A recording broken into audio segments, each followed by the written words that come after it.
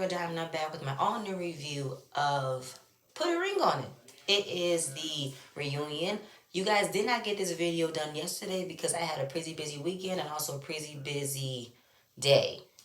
Um, but it was a good weekend, a really good weekend. But y'all, this reunion to me, I felt like it didn't need to be 40 minutes. It didn't. Um, and I wasn't even trying to get into the pleasantries. And we got the same host, Egypt Sherrod. But let's just get into it. Let me just think if I can remember the looks real quick. To me, off the top of my head, the best look for me was Shay and Fonzo. Fonzo that glittery suit, but majority Shay was the best one out because her side part curls, her makeup was impeccable, her dress was gorgeous over the top. Loved it. Charlena and Otis. Otis, I don't know if he's letting his hairline just fade and gray so he can shave it all off because he looked it dusty. Charlena, she had a very floral sequin type of dress. Obviously, she's pregnant because that's what fit. I didn't like her hair. Her hair looked struggled. Shorty, I loved her ponytail, but I was surprised to see that type of ponytail on her because to me that hairstyle reminded me of the relaxer. The just for hair relaxer for the girls where they had that 10-inch ponytail. I'm like, you should have wore something else. You could have a different type of pony or a bun or something. Her dress was pretty much regular. I really didn't pay much attention to the men's fashions. The only man that stood out was Kenneth. He definitely looked out of place. He definitely had no money to get a simple tux. His outfit looked like he just came from Hollister. Like, I don't know if those are anchors on his shirt, but it looked like barbecue attire on the beach or something. Not the fact that he was invited to the Hamptons. No, not that much of a beach, but simple, regular beach wear. And it looked terrible. More about Kenneth's image and everything will come later. But we're back, and like I've already have said, no, we got a couple that's engaged, we got another couple that's engaged and pregnant, and we also got a couple that's not together anymore. And we find out that Charlie was pregnant throughout the process. She made aware of it, I think a couple of weeks ago before the final episode, that she was pregnant. So she's arriving at this reunion being almost 6 months pregnant. Just pretty much giving insight about the process and how brave it is for people to come on the show to talk about their issues and put all of their issues out there and wonder if this is the right thing to do for us to fix our relationship. We tried everything else, maybe we can try this. So Egypt wanted to know why this type of method that Dr. Nicole has done. Why would it be okay, or what sense would it be for couples to go on a dating show, literally a dating show, to have the permission to date outside for their relationship to work? She said because people don't have those hard conversations. And am I going out there? Oh, I'm gonna get to it, but basically having those hard conversations and wondering if the grass is green on the other side or is green where you water it. Because what if somebody else give you what you never got from your partner? So it's either them to step it up or separate. Now, of course, trying to give everybody else's insight about how did they appreciate Dr. Nicole's advice throughout the season. We go to Shorty. It is no doubt that Shorty did not receive the same treatment. Pretty much not even Charlie received the same treatment as Dr. Nicole having one-on-one, because we never got a one-on-one with Dr. Nicole for Shorty. Never. We never dived into the issues and never dived into the antics that Kenneth has been doing this entire season. So Shorty pretty much gave a simple answer, was that she was patient. It takes a lot to deal with other people's issues and relationships and make them feel heard. But we all know for a fact they got hurt. I never got hurt because I don't know, Dr. Nicole never felt that she wanted to give Shorty that sense of understanding and wanted to see things from her perspective. But I didn't like that Dr. Nicole never gave Shorty a one-on-one. So they flash back through the times where Dr. Nicole kept everybody accountable and wanted to know what was that pivotal moment that you recognized what you were doing in your relationship. So for Shay, she said, I can't control the relationship. I can't control the situation. I can't make him want to move the way that I want him to move. And same point in time, he did the same thing. You're going to have to both work to change what you want the relationship to be. So we moved to Otis and Charlie, and what has he learned in this process? To me, Otis didn't learn a damn thing. To me, he said that it was hard for him to realize that what he wanted isn't what Charlie wanted. He can't make her see what he sees. And when she's bothered with something, it's bothering them as a whole. I was like, where did you read that from? Who told you to say that? Charlie write that down for you? Because I don't think Otis have definitely learned anything throughout this process. So we go to Shorty and her relationship with Kenneth. Pretty much, she came on here to address the issues with Kenneth. And she wanted to go to Dr. Nicole to touch on things and obviously learn what her role was in this relationship as well and what tools she's learned since then. She came on this process to pretty much exit the relationship. And she figured with a little bit of coaching from him and a little bit of coaching from her, they could also understand what both of them want and need. They can both, get into the mindset of fixing this relationship. But already coming to a relationship where I'm already being toxic myself, I'm going to project unhappiness. And I feel like we both need to be at peace to give each other that space of healing. Kenneth said he took some time to self-reflect on him and how he knows he has self-worth, whatever. Shay and Fonzo, we go through their ups and downs about what they went through to be engaged and why did she prefer to Fonzo as her spouse. Pretty much for what it is. They are connected in more ways than one. They're connected financially, business wise, they live together. So she views their relationship as a husband wife scenario. She just didn't have the ring. So, and again, it's kind of like, well, you've already set yourself to stay with this man long term because you've already in a financial standpoint with him. You're in business together. So, fine, Shay. So then we are wondering what was the main issue that was addressed. Just the family, he said, but she said no, it was more than that. And throughout the process and after the process of getting engaged, they both had drastic changes. They separated for months. Then, oh wait, they separated for months because he told her everything. Every single thing that he could think of to tell her. She couldn't take it and she left. And then after time, all that stuff, they came back fully committed. And she didn't even have to tell him what she wanted. He already came with a plan. He already knew what he wanted to do. And she feels like this time is different because he did the work. But I feel like, Shay, you did the same thing before. You wanted him to change the way you wanted him to. You left. It didn't change him. So the fact that you left this time, he came back with a whole new game plan. You now want to say, okay, I'm coming in. Well, Shay, don't forget about the lessons you've learned about yourself too. Just because he came in with a plan doesn't mean this man is not going to try to figure out a way to swindle a change in the plan. Make it seem as if that wasn't what I meant to say before. And everything else is like, it's going to come, it's going to come. I just feel like Fonzo gave Shay what she wanted, but I don't believe he's going to act on it. And he said therapy was also great as well. She has a better relationship with his mother. They talk regularly. They just spent the holidays together. And he's in good terms with his baby mama. I don't see how we didn't see anything from that point of that conversation that to me you hushed to get over. So, whatever. Then of course we talk about the dates and of course the most explosive date. Tanisha did not make the reunion. I don't see why she would because she was already mad at the producers putting her on this show to be on this, to be perceived like this. Y'all got me fucked up. I'm not about to be a part of this. So Asar, Tanisha was the only two that was on that table. On the other side of the couch. So basically, she apologized to Tanisha, to Fonzo, and to Asar about her reaction, her very inappropriate behavior. Because at the end of the day, we did sign up for this, but they didn't sign up for my reaction. And Asar is a really nice man. And like I said before, we connected on different levels. So we get to Tanisha, who said it was a waste of Shay's breath to tell me any rules because I don't owe her anything. And I think the fact that Alfonso was afraid of Shay, that she'll tell me anything. She said, you think this 6'5" man is afraid of little old me? Not physically wise though, Shay, but I feel like you would have did something to his ass the next day, hiding in the bushes or something, because look how you popped off before. So, either way, but Tanisha was definitely giving me like, I don't know. I mean, she didn't have to. It is what it is. So basically, do you feel like it was an ending of you trying to connect with him based off of the halt from Shay? I mean, yeah. But that's her fault, not mine. It was a surprise that this man resisted your charms.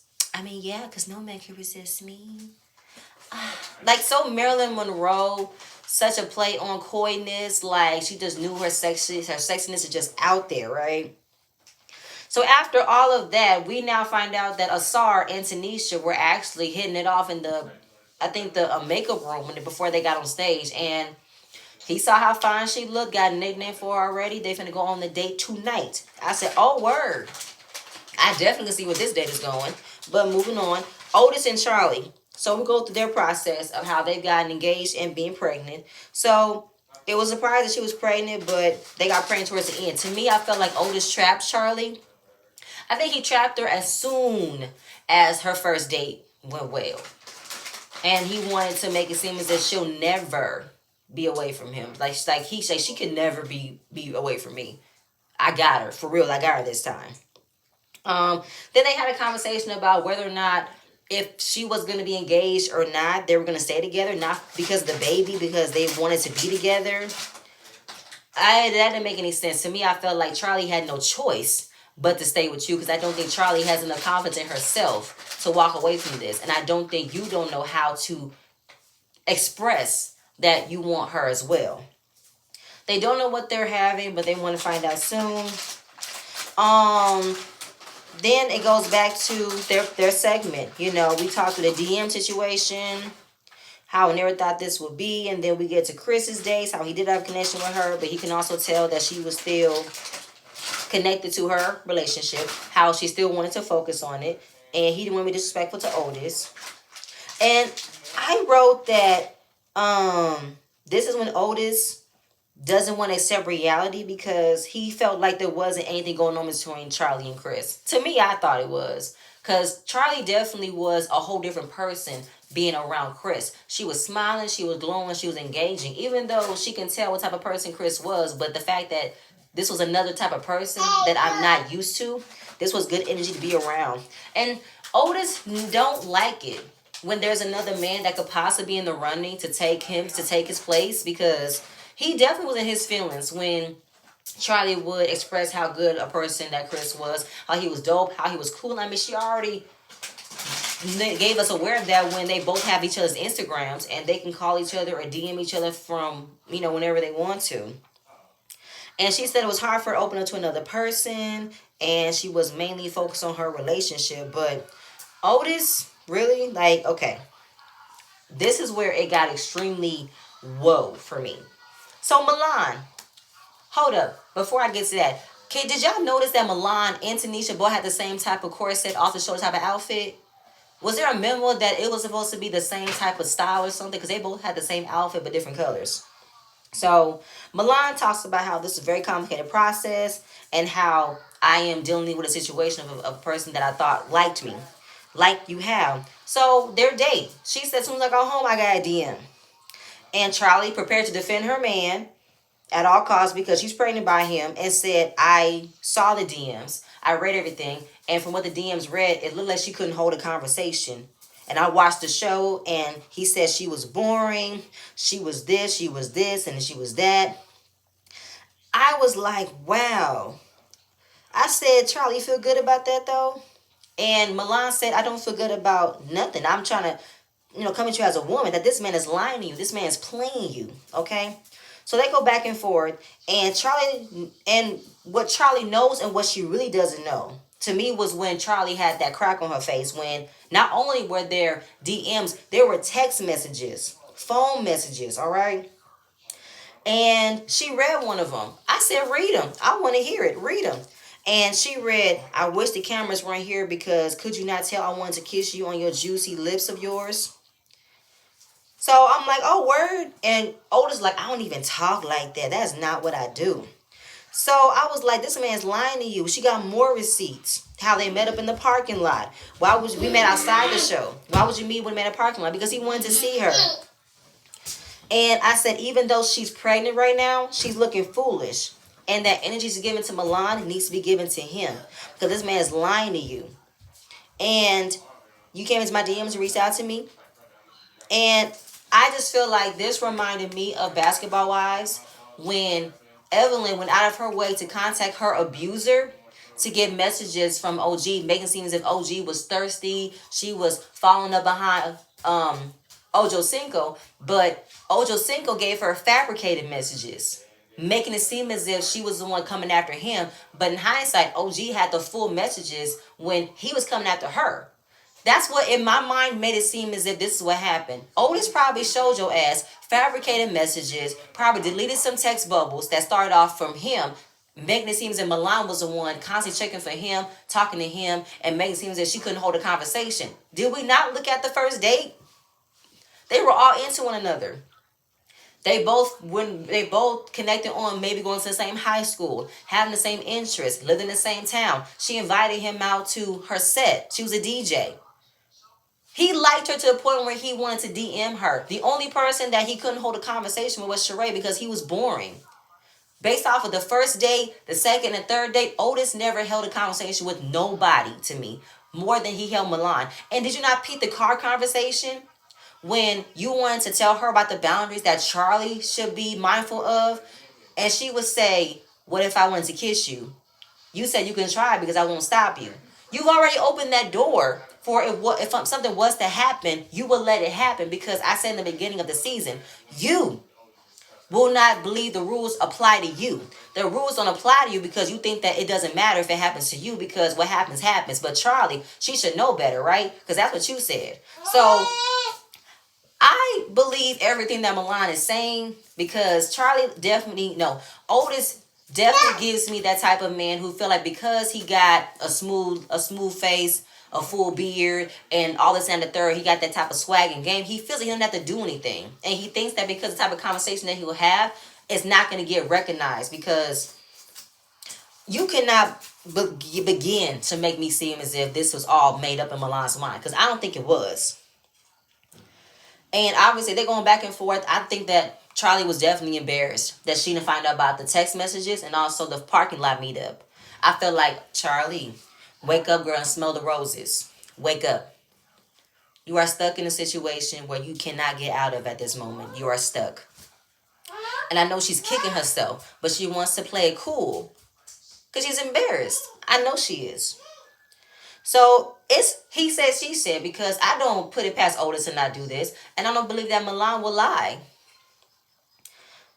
So basically, we're never going to find out what's the truth about it. And we're going to move on from there. I basically said this was pretty much her journey, and you decided to share it, and it didn't get addressed the way you wanted to. Then I wrote this, and then they wanted to know what else was going on because Otis said that's enough. We've heard enough. I'm like, oh, you've heard enough, Chris. What's your name, Otis? And what was his final thoughts? We're in love. We're happy. We're having a baby together. It's all good. I said good night and goodbye. This was so sad. And I was with Milan. Ain't nobody coming to check you, Otis. Ain't nobody coming to see you, Otis.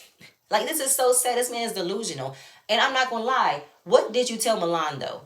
For Milan to have this much energy in what you've had talked to her about, what she has repeated on this reunion, what have you said to her? Because she definitely must have liked you for her to have this reaction. Anyway, so Kenneth and Shorty, we go through their ups and downs, and for them ending their relationship, and nothing could be salvaged. They have not spoken at all, but Kenneth had made it a conscious effort to call her every single day for 4 months. She changed her phone number and blocked him on all of her social media. He emails her as soon as he can to say, I'm downstairs. I want to come see you. And he said, you are manipulating opportunists. You just take everything and destroy it. I think that Ken was high and drunk because he was sweating bullets in this entire segment. He gets extremely petty and starts talking down about Shorty, about how she isn't who she says she is. I mean, this girl came from a little radio station in Columbus, Georgia, making less than $25K a year, had a broken down car, had barely anything in her freezer, and I'm in my lane. I'm in Louisiana living my life. I come in and root my life to be with her because she said she wanted to go 50-50. She wanted us to come together and pay the bills and live life and move forward together, right? By the same point in time, though, Ken, where did you leave from? You left your place to move into her place, and you never elevated from you buying your own shit. Never elevated to getting your own things out the way. You kept hopping on to what she was going on. Because you talking about her pay rate. Once upon a time, not long ago, she was making 25K. I was at the point where she can still make more than that, and yet you still stayed though.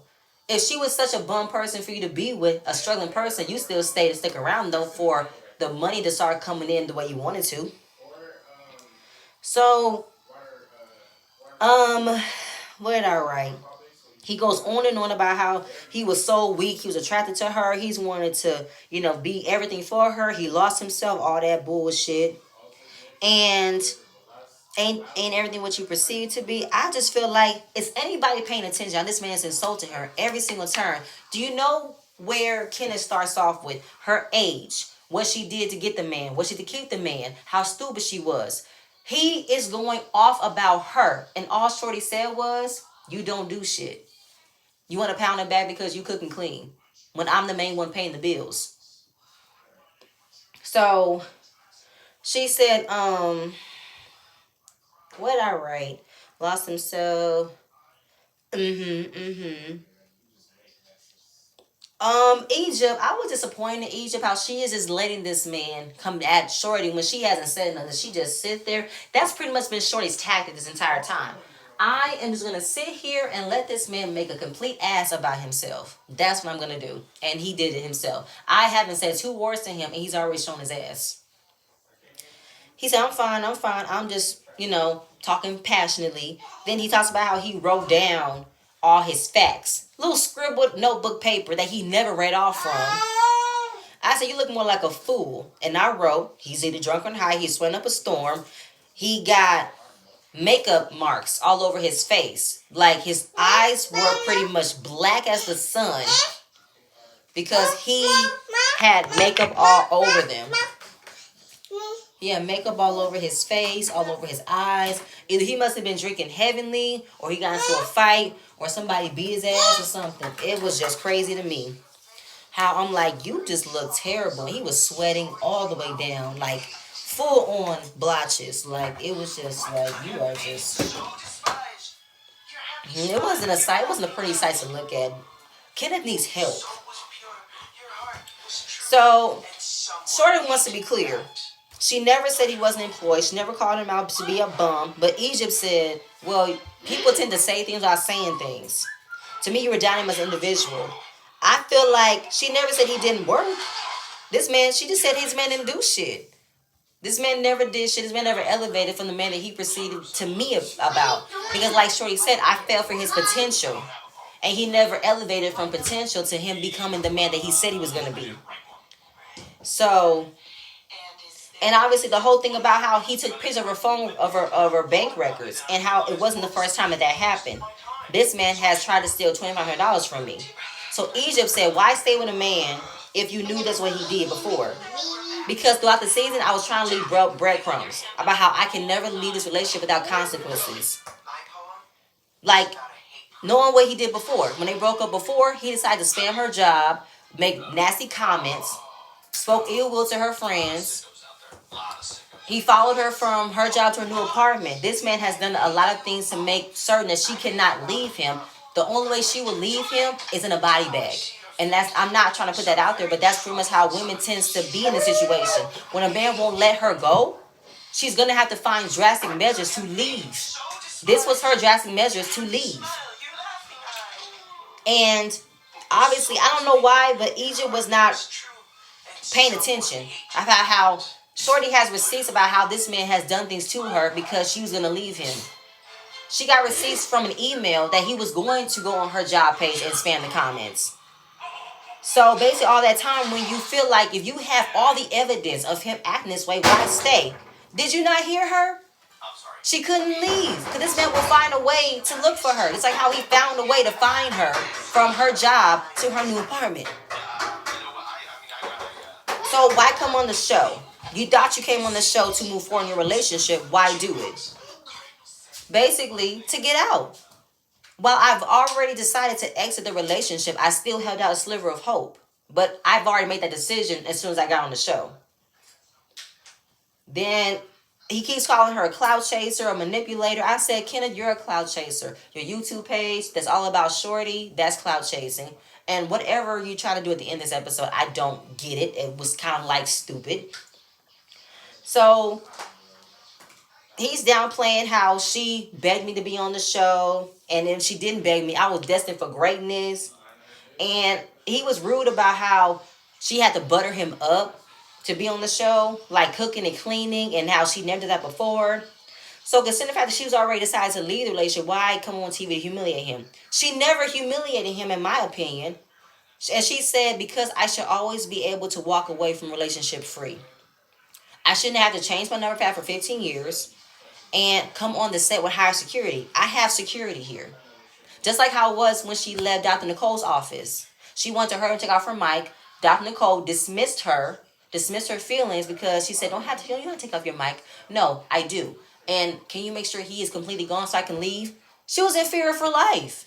She was in fear for safety because this man makes an effort to follow her, makes an effort to still appear in her life when she doesn't want him to. So it's a lot. And I don't think that Shorty never said anything that was humiliating versus than how he actually is. This man couldn't even come to the reunion in a perfect reunion attire. He has no money. He has no drive. And from that point on, the one thing that Kenneth has still done while being on this reality show is humiliate Shorty. Carl talks about her age and how she's this, she's that, and the third. She's weak, she's average. She's not even the average woman. Like, it's annoying. So basically, it's over and done with. And I don't know why after this part they wanted to bring in their dates. There was no point in bringing their dates in this part. We don't need to know. Didn't need to see Hollywood. Didn't need to see Tavi. Didn't need to see Maisha. Didn't need to see none of them. I don't know why they brought him back. Y'all should have ended it right there and said goodbye and good night. Hollywood wants to talk about how he spent a lot of money on that necklace and he wanted his money back. All Kenny had to say was, come to Jazz Fest, I'll hook you up. Tavi, nothing there. They don't talk to each other like that anymore because they're both busy. It is what it is. Maisha, she definitely liked Kenneth and she can see herself in Kenneth. And she pretty much talks about how that's the type of person she can want to be with, but he needs a little bit more guidance, a little bit more help. It really bothered me that Egypt didn't like that Shorty said that he goes from out of his league. And that was pretty harsh. I'm like, how? If that's what it is. He goes to women that has a lot to lose, and he would use that to keep them in line to make sure that he can stay where he's at. That's not harsh, if that's what this man does. This man can easily be with someone like Maisha, but she's pretty much still starting her off her life. She was, I think, still is a radio station intern. Don't know if she's elevated to be a host of a radio station or her own show or whatever else she got done. He don't want that. He want to be with somebody already established, already a name. And he gets in, he gets comfortable, and then when he finally gets access to everything, he'll have control. And when they do something, or when they recognize how he's coming off, they could easily say no, but he'll throw it in their face about how I have access to your money. I can easily delete it. Take pictures of this, hold information about this, hold over their head, just like how he did with Shorty.